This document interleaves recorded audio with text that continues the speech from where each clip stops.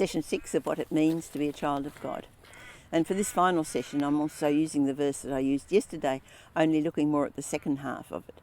Now, if we are children, then we are heirs, heirs of God and co-heirs with Christ, if indeed we share in his sufferings, in order that we may also share in his glory.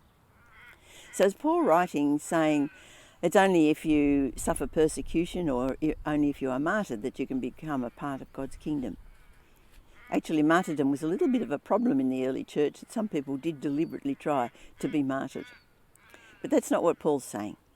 He's simply pointing out the reality that there is suffering in this life.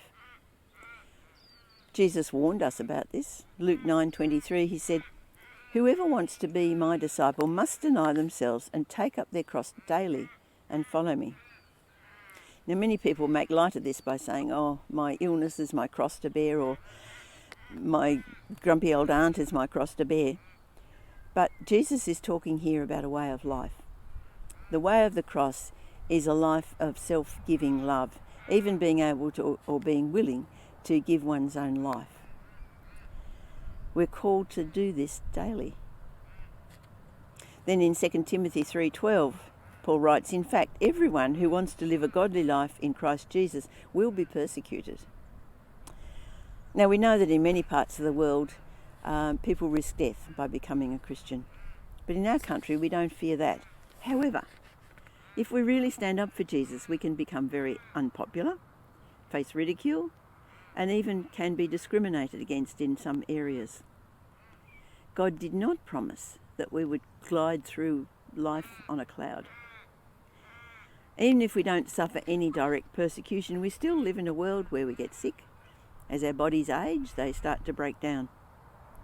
But the question for us is this: when things are not going well, are we able to stay with God through the hard times? When trials or sickness come, there are two alternatives. One, we get angry at God and we turn away.